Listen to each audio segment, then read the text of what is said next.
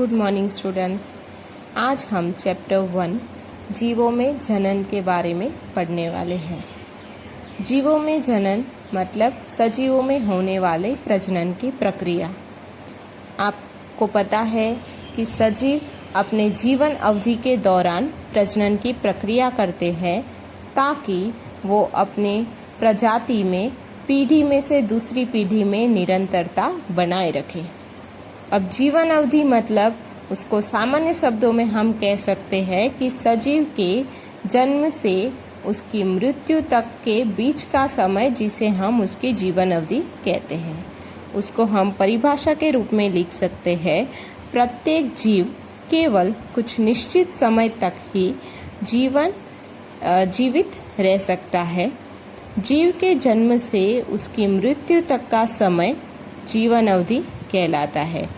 Students, अब हमें पता है कि जीव के जीवन अवधि अलग अलग होती है। सजीव छोटा हो या बड़ा, उससे उसकी जीवन अवधि पर कोई भी प्रभाव नहीं पड़ता है। इसलिए हम कह सकते हैं कि जीव की जीवन अवधि का उसके आकार से कोई भी संबंध नहीं है। उदाहरण के तौर पे यहाँ पे मैंने आम का वृक्ष और पीपल का वृक्ष लिया है।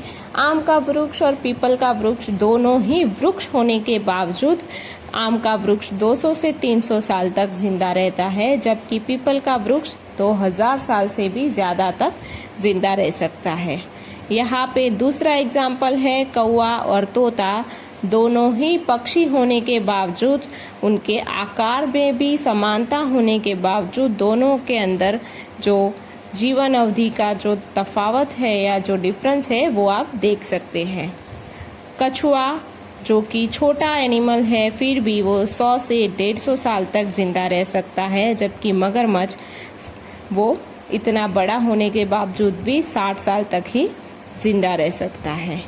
मतलब हम कह सकते हैं कि जीवन अवधि कितनी भी हो, परंतु प्रत्येक जीव की मृत्यु निश्चित है। सिर्फ यहाँ पे मैंने ब्रैकेट में एक कोशिकीय जीव को छोड़कर लिखा है। अब एक कोशिकीय जीव को छोड़कर सबकी मृत्यु निश्चित है, ऐसा मेरा लिखने का तात्पर्य ये था क्योंकि हमें पता है कि एक कोशिकीय जीव है वो अलैंगिक प्रजनन से प्रजनन करते हैं। अलैंगिक प्रजनन के बारे में और लैंगिक प्रजनन के बारे में आपने चैप्टर 11th में भी और 10th में भी पढ़ चुके हो। अलैंगिक पद्धति से प्रजनन करना मतलब कि सजीव अपने जैसा ही दूसरा सजीव कोशिका विभाजन से दो नए सजीवों में परिवर्तित होता है। अब जहाँ पे आप देख सकते हो कि एक कोशिका, वही कोशिका बड़ी होके दो कोशिका में विभाजित हो रही है, मतलब कि उसी कोशिका का हिस्सा ये दो है। मतलब कि इनका प्राकृतिक तौर पे इनकी मृत्यु नहीं हुई है। भले ही पहली वाली कोशिका की मृत्यु हो गई, परंतु वही कोशिका दूसरी दो कोशिका बनके अभी भी सजीव है और ये दो कोशिका आगे दो कोशिका बनाकर 4 कोशिका बनाएगी। वो ही पहले का ही हिस्सा होगी, इसलिए इनकी प्राकृतिक मृत्यु नहीं होती है, हम ऐसा कह सकते हैं। अब सजीव, ये चैप्टर ही है जीवों में जनन के बारे में, तो हम पढ़ेंगे जीवों में जनन क्या है। एक जीव अपने समान एक छोटे जीव को जन्म देता है, उसे हम प्रजनन की प्रक्रिया कहते हैं। इस प्रजनन की प्रक्रिया के दौरान उस संतति में वृद्धि होती है और फिर वह परिपक्व बनता है और उसके बाद वो अपने जैसे ही दूसरे जीव को जन्म देता है और फिर उसकी मृत्यु हो जाती है। ये प्रक्रिया जनन प्रजाति में एक पीढ़ी में से दूसरी पीढ़ी में निरंतरता बनाए रखने के लिए होती है। जीव के जनन की प्रक्रिया उसके वास, उसकी आंतरिक शारीरिक क्रिया तथा अन्य कारक उत्तरदायी होते हैं। मतलब कि जीव जनन करता है, वो कहाँ पे रहता है, उसके शरीर की रचना और दूसरे बहुत सारे कारक उत्तरदायी होते हैं, जिसके कारण से सजीव जनन की प्रक्रिया करता है। अब जनन की प्रक्रिया मैंने पहले बताया कि आप 10वीं में पढ़ चुके हैं। अलैंगिक और लैंगिक ऐसे दो प्रकार की होती है। यह दो प्रकार की होती है जो एक अथवा दो जीव की भागीदारी पर आधारित है। हमें पता है स्टूडेंट्स कि एक जीव अगर प्रजनन की प्रक्रिया करता है तो उसे हम अलैंगिक प्रजनन कहते हैं, क्योंकि अलैंगिक प्रजनन में एक ही सजीव अपने जैसा नए सजीव को बनाता है, जबकि लैंगिक प्रजनन में दो जीवों की आवश्यकता होती है, नर एवं मादा, जो अपने एक एक अंडाणु और शुक्राणु को देकर एक अंडक बनाते हैं और जिसमें से नया सजीव उद्भव होता है। पहले हम देखेंगे अलैंगिक जनन। जब संतति की उत्पत्ति एक जनक से उत्पन्न युग्मक द्वारा हो तो उसे हम अलैंगिक प्रजनन कहते हैं। यहाँ पर एक ही सजीव है जो कि युग्मक, चाहे वो अंडाणु हो, उसे उत्पन्न करता है और उसी में से नया सजीव बनता है, जैसा हमने यहाँ पे देखा। अलैंगिक प्रजनन से एक ही युग्मक से दो सजीवों का निर्माण होता है, जबकि लैंगिक प्रजनन थोड़ा भिन्न है। यहाँ पे जब संतति की उत्पत्ति दो विपरीत लिंग वाले जनक, दो विपरीत लिंग मतलब नर जनक और मादा जनक से उत्पन्न युग्मक द्वारा होते हैं तो उसे लैंगिक जनन कहते हैं। यहाँ पे नर और मादा जनक दोनों की बात हुई है, मतलब नर अपने शुक्राणु का त्याग करेगा और मादा अपने अंडाणु का त्याग करेगी, और उन दोनों के मिलने के बाद जो युग्मक या जो युग्मनज बनता है, उससे जो सजीव बनता है, उस प्रक्रिया को हम लैंगिक जनन कहते हैं। अलैंगिक जनन, इसमें केवल एक जीव द्वारा नई संतति का निर्माण होता है। इस तरह उत्पन्न हुई संतति अपने पितरों के समान होती है। यह संतति आनुवांशिकता के रूप में भी पितरों के समान होती है। यह आकार एवं आनुवांशिकता के रूप में समान होने के कारण इसे क्लोन भी कह सकते हैं। अब यहाँ पे हम देखेंगे कि अलैंगिक जनन वो सामान्य रूप से हमें पता है कि सिर्फ एक कोशिका द्वारा होता है। यहाँ पे सिर्फ एक ही कोशिका से उत्पन्न होता सजीव है, इसलिए उसमें जो आनुवंशिक जो डीएनए जाने वाला है वो भी सिर्फ एक ही कोशिका का जाएगा। क्योंकि एक ही कोशिका का डीएनए जाएगा तो उसके अंदर जो आनुवंशिकता का जो रूप है वो भी अपनी पितृ कोशिका के समान होगा। अब अगर इस तरह की कोशिका जो आनुवंशिकता के रूप में और आकार के रूप में अपनी पितृ कोशिका के समान होती है तो उसे हम उस कोशिका का क्लोन कहते हैं। अब यहाँ पे ध्यान रखने वाली बात यह है कि क्लोन शब्द हम सिर्फ उन्हीं के लिए इस्तेमाल कर सकते हैं जो कि अलैंगिक प्रजनन से प्रजनन करती है और जो आनुवंशिकता और आकार की दृष्टि से अपने पितृ कोशिका के समान होती है। सामान्य रूप से अलैंगिक जनन करने वाली जो कोशिकाएं हैं उनके अंदर एक कोशिकीय जीव, कुछ वनस्पतियां और कुछ साधारण जीव जैसे कि प्रोकैरियोटिक जीव पाए जाते हैं। ये सारे सजीव अलैंगिक प्रजनन से प्रजनन करते हैं। अलैंगिक जनन की कुछ पद्धतियां हैं जिसके बारे में हम आज पढ़ेंगे। आप 10वीं में इसके बारे में पढ़ चुके हो तो मैं आशा करती हूँ कि यह सिर्फ हमारा रिवीजन बेस होगा। पहला है कोशिका विभाजन। कोशिका विभाजन आपको मैंने पहले ही बताया कि हम 11th में भी पढ़ चुके थे कि कुछ जीव में जनक कोशिका दो में विभाजित हो जाती है और दो नए सजीव का निर्माण होता है, उसे हम कोशिका विभाजन कहते हैं। हमने आगे भी पढ़ा इस तरह से कोशिका विभाजन की प्रक्रिया से प्रजनन करने वाले सजीवों के उदाहरण हैं प्रोटिस्टा एवं मोनेरा जगत के जीव, जिसके अंदर ज्यादातर आएंगे अमीबा, पैरामीशियम, यूग्लिना जैसे सजीव। दूसरी पद्धति है द्विखंडन। द्विखंडन के नाम से ही हमें समझ में आता है कि दो खंडों में विभाजित होने वाली कोशिका।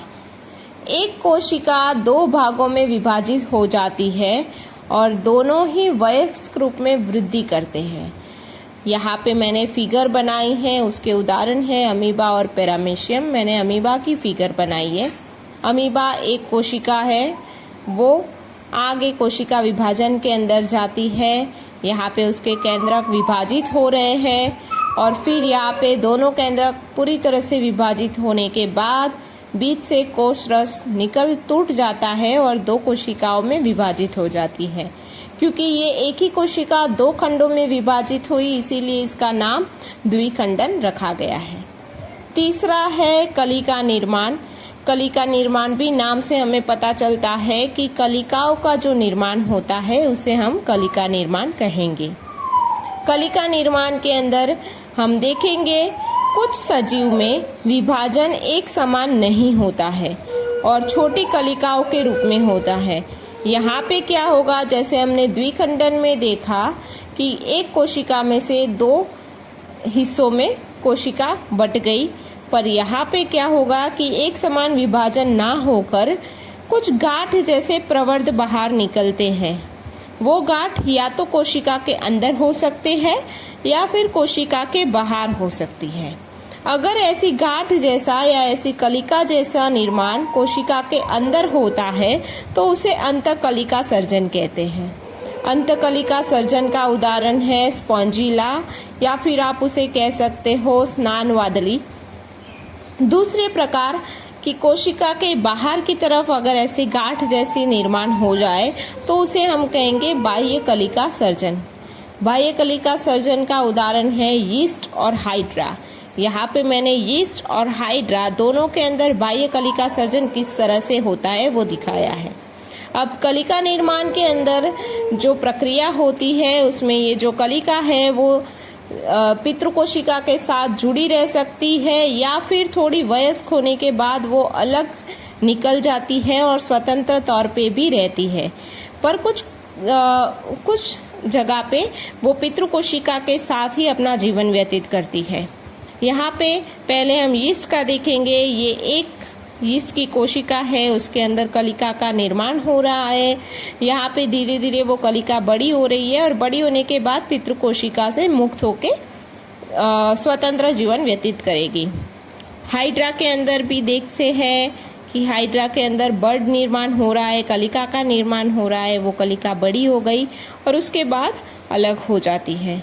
अगर इस तरह से वो अलग ना हो तो वो पितृकोशिका के साथ जुड़ी रह के भी अपना जीवन व्यतीत करती है। अब अलैंगिक प्रजनन का हम चौथा भाग देखेंगे जिसमें है बीजाणु निर्माण।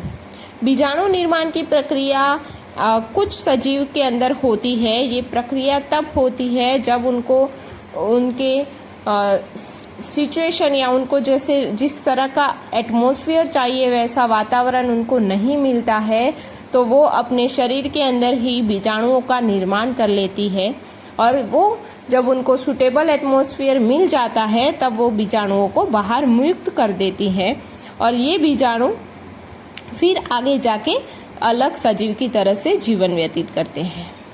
कुछ सजीव विशेष अलैंगिक जननीय संरचना से जनन करते हैं। यह जीव अपने शरीर में बीजाणुओं का निर्माण करते हैं। यह बीजाणु विशिष्ट माध्यम में मुक्त करते हैं। ये चल बीजाणु होते हैं जिन्हें जूस्पोर भी कहते हैं। ये बीजाणु हैं वो आगे चलित बीजाणु होते हैं, मतलब वो एक जगह से दूसरी जगह पे मूवमेंट कर सके ऐसे बीजाणु होते हैं। इन्हें हम दूसरे शब्दों में जूस्पोर भी कह सकते हैं। इसका उदाहरण है क्लेमिडोमोनास।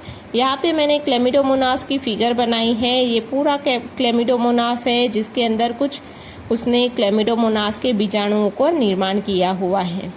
जैसे उनको मुक्त करने के लिए विशिष्ट माध्यम मिल गया, क्लेमिडोमोनास की जो दीवार है वो टूट जाती है और उसके अंदर से ये बीजाणु बाहर निकल जाते हैं और फिर ये बीजाणु बाहर निकल के बड़े होके परिपक्व बन के फिर से इस तरह की प्रक्रिया का पुनर्रूपांतरण करेंगे। अब कुछ ऐसे सजीव भी हैं जो अलैंगिक प्रजनन की विशिष्ट रचना रखते हैं जिसके अंदर वो कोनोडिया का निर्माण करते हैं। कोनोडिया भी एक तरह का बीजाणु ही होता है जो बीजाणु दूसरे विशिष्ट माध्यम में या उनको जब सूटेबल एटमॉस्फेयर मिलता है तब वो ग्रो कर लेता है। इसके अंदर हम सबसे अच्छा एग्जाम्पल पेनिसिलियम का देखेंगे। पेनिसिलिन ये जो पेनिसिलिन की रचना है, इसके अंदर ये जो आपको राउंड दिख रहे हैं ये है कोनिडिया निर्माण। कोनिडिया का निर्माण पेनिसिलिन तब करती है जब उनको प्रजनन की प्रक्रिया करनी होती है। ये कोनिडिया आगे जाके वो अलग अलग जगहों पे मुक्त कर देगी और वो कोनिडिया जहाँ पे गिरते हैं वहाँ पे दूसरी पेनिसिलम का निर्माण हो जाता है। इस प्रकार से हम अलैंगिक प्रजनन की प्रक्रिया देख सकते हैं। अब वनस्पति के अंदर भी अलैंगिक प्रजनन होता है।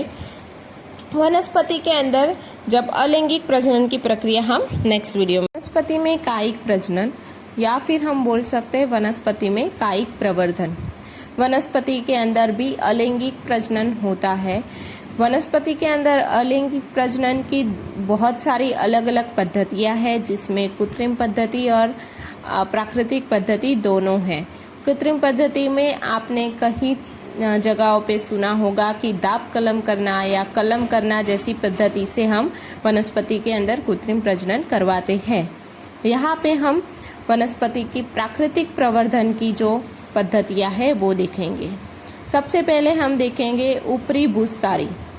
ऊपरी भूस्तारी जैसी पद्धति स्ट्रॉबेरी के अंदर देखी गई है। इसके अंदर क्या होता है कि वनस्पति का जो सबसे नाजुक तना होता है वो जमीन की तरफ नीचे मुड़ जाता है और जहाँ पे वो जमीन को छूता है वहाँ पे वो मूल का निर्माण शुरू करता है और फिर वहाँ पे नया पौधा शुरू हो जाता है। यही पद्धति हम अभी बगीचों में नए प्लांट्स लगाने के लिए कृत्रिम तौर से भी की जाती है। दूसरी है भूस्तारी। भूस्तारी पद्धति भी उपभूस्तारी के जैसे ही होती है, परंतु यहाँ पे डिफरेंस ये होता है कि उपभूस्तारी में तना थोड़ा ऊपर उठता है और फिर झुक जाता है, जबकि भूस्तारी में तना जमीन को लग के आगे बढ़ता रहता है। इसका उदाहरण है हाइसिंथ।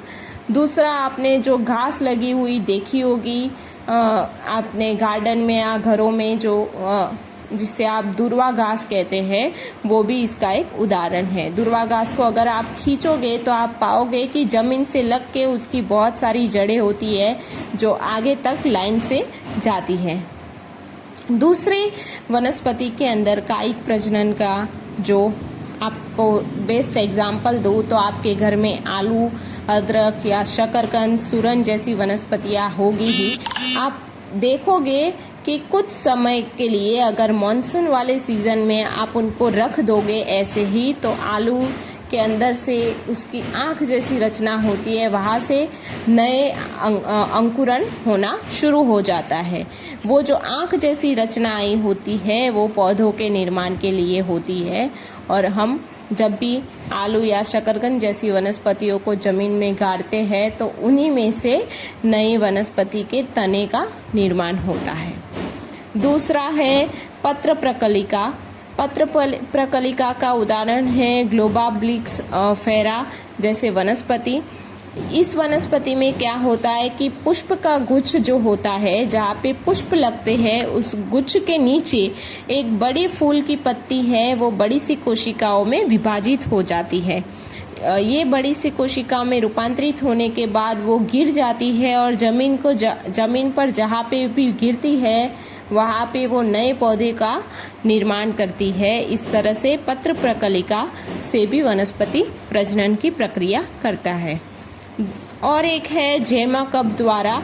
जेमाकप आपने मॉस और लिवरवर्ट देखा है, ब्रायोफाइट्स के उदाहरण है।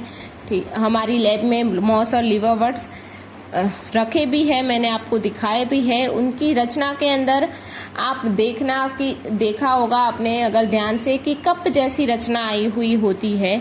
मैंने जब आपको 11th में ये चैप्टर पढ़ाया था तब भी बताया था कि इनके कप जैसी रचना के अंदर ये अंडाणुओं को स्टोर करते हैं। ये जो स्टोर किए हुए अंडाणु होते हैं जब दूसरे अंडाणु के संपर्क में आते हैं तब वहाँ पे नई वनस्पति का निर्माण होता है। इस तरह से जेमाकप द्वारा भी वनस्पति नई वनस्पति का निर्माण करती है। ये हमारी थी कुछ प्राकृतिक पद्धतियाँ जिससे वनस्पति में कायिक प्रवर्धन होता है, वनस्पति अलैंगिक प्रजनन करती है।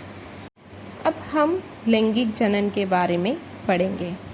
लैंगिक जनन के बारे में मैंने पहले ही बता दिया कि जिस प्रजनन के अंदर दो विपरीत लिंग वाले जीव, नर और मादा, दोनों के युग्मक आपस में मिलके जिस अंडाणु का निर्माण करते हैं और उस अंडाणु से जो सजीव बनता है उसे हम लैंगिक जनन कहते हैं। यहाँ पे हम उसकी डेफिनेशन देख ले। लैंगिक जनन में दो विपरीत लिंग वाले जीव, नर तथा मादा युग्मक आपस में मिलकर युग्मनज का निर्माण करती है। यहाँ पे आपको ध्यान देने वाली बात ये है कि जब वो एक ही अंडाणु होता है तब उसे युग्मक कहते हैं, और जब वो आपस में जुड़ जाते हैं और तब जो अंडाणु बनता है उसे युग्मनज कहते हैं। युग्मक को इंग्लिश में आप गैमेट कह सकते हैं, युग्मनज को इंग्लिश में आप जाइगोट कहते हैं। जाइगोट मतलब फलित अंडाणु, गैमेट मतलब जो कि फलन की प्रक्रिया में भाग लेने वाला अंडाणु। ये दोनों चीजों में आपको ध्यान रखना है। अब हम जानते हैं कि लैंगिक प्रक्रिया है वो अलैंगिक जनन की तुलना में बहुत ही ज्यादा जटिल प्रक्रिया है, एक लंबी प्रक्रिया है और थोड़ी सी धीमी प्रक्रिया है, क्योंकि इस प्रक्रिया के दौरान दो युग्मक आपस में जुड़ना, उनका फलन होना, उनमें से युग्मनज बनना, युग्मनज बनने के बाद फिर उसमें से नई सेल डेवलप होना, ये सारी प्रक्रियाओं में बहुत सा समय लग जाता है, इसलिए ये एक धीमी प्रक्रिया भी है। नर तथा मादा दोनों के युग्मक मिलकर एक नई संतति बनाते हैं। परिणाम स्वरूप वह पितृ कोशिका के समरूप ना होकर मिश्रण होती है। हमने आगे देखा कि जब अलैंगिक पद्धति से प्रजनन होता था तब वो पितृ कोशिका के समरूप होती थी, मतलब पितृ कोशिका के जैसे ही दिखती थी, इसलिए हम उन्हें क्लोन कहते थे। पर यहाँ पे क्या होता है कि नर और मादा दोनों के युग्मक मिलते हैं, मतलब कि नर का भी डीएनए आता है और मादा का भी डीएनए आता है, और दोनों का डीएनए मिलके कुछ नया ही डीएनए बनता है, इसीलिए इसे हम मिश्रण कहेंगे। ये ना तो नर के समरूप डीएनए वाली या नर के समरूप होगा, ना कि मादा के समरूप। आपने ऐसा आपके घरों में देखा भी होगा कि आपका चेहरा या आपके कुछ लक्षण अपने मम्मी पापा दोनों से मिलते होंगे, ठीक है। किसी का चेहरा दोनों का मिक्सचर होता है, किसी के कुछ गुण उसके मम्मी जैसे, कुछ पापा जैसे ऐसे होते हैं, क्योंकि आप दोनों के मिक्सचर हो। सभी जीव लैंगिक प्रजनन के लिए एक निश्चित परिपक्वता पर पहुंचते हैं। वृद्धि का यह काल किशोरावस्था की प्रावस्था एवं पादपों में इसे कायिक प्रावस्था कहलाता है। आप ये भी जानते हैं कि लैंगिक प्रजनन के लिए आपको परिपक्व होना अति आवश्यक है। इस परिपक्वता तक पहुंचने के लिए जो समय है उसे हम या तो फिर किशोर अवस्था प्रावस्था कहेंगे मनुष्य के अंदर, या एनिमल्स के अंदर, और वनस्पति के अंदर इसे कायिक प्रावस्था कहते हैं। यह प्रावस्था विभिन्न जीवों में अलग अलग समय अवधि पर होती है। जैसे कि कुछ छोटे एनिमल्स हैं, उनके अंदर ये प्रावस्था बहुत जल्दी आ जाती है, जबकि हमारे अंदर 21 सालों तक या 20 से 21 सालों तक के बीच में, तब तक वो किशोरावस्था कहलाती है। किशोरावस्था या फिर कायिक प्रावस्था की समाप्ति को ही हम जनन प्रावस्था का आरंभ कहते हैं। मतलब जब हमारी किशोरावस्था खत्म होती है उसके बाद ही हम जनन प्रावस्था में प्रवेश करते हैं, मतलब उसके बाद हम जनन कर सके उतने सक्षम होते हैं। उच्च पादपों में यह प्रावस्था पुष्प के आने पर देखी जाती है। वनस्पति के अंदर लैंगिक प्रजनन हम जानते हैं पुष्प द्वारा होता है, मतलब कि पुष्प का खिलना वो जनन प्रावस्था के आरंभ का सूचना देता है। वनस्पति के अंदर अलग अलग समयावधि पर ये पुष्प खिलते हैं। आपने देखा भी होगा आपके आसपास के घरों आसपास फ्लावर्स को अलग अलग समय पे खिलते हुए, जैसे कि कुछ फ्लावर्स होते हैं वो कुछ स्पेसिफिक महीनों में ही खिलते हैं, कुछ होते हैं वो हर मौसम में खिले रहते हैं। तो इस तरह से उनके पुष्प के खिलने की समयावधि अलग अलग होती है। कुछ वनस्पति जैसे कि आम, सेब, कटहल में विशिष्ट मास में ही पुष्प खिलते हैं, इसलिए इन्हें मौसमी वनस्पति कहते हैं। आपको मौसमी वनस्पति क्योंकि इनके फूल भी मौसम के अनुसार खिलते हैं, इसलिए उनके जो फ्रूट्स है वो भी हमें मौसम के अनुसार ही खाने को मिलते हैं। कुछ वनस्पति जो कि निरंतर पुष्प खिलते हैं, जबकि बांस जैसी वनस्पति है उनकी पूरे जीवन काल में केवल एक ही बार पुष्प का निर्माण होता है। कुछ वनस्पति आपने देखी होगी कि जो निरंतर उनके पुष्प खिले होंगे, उनके अंदर ऐसी मौसम की कोई स्पेसिफिक नहीं होती है, जबकि बांस जैसी वनस्पति, बांस का जो समय है जीवन का वो 50 से 100 साल तक का है। उस पूरे 100 साल के अंदर वो सिर्फ और सिर्फ एक ही बार पुष्प का निर्माण करता है और एक ही बार प्रजनन की प्रक्रिया करता है। कुछ ऐसी वनस्पति है जैसे कि स्ट्रॉबिलेंथम कुनियाना, जिसे हम नीला कुरेंजी भी कहते हैं लोकल लैंग्वेज में। ये वनस्पति 12 सालों के अंदर सिर्फ एक ही बार पुष्प का निर्माण करती है।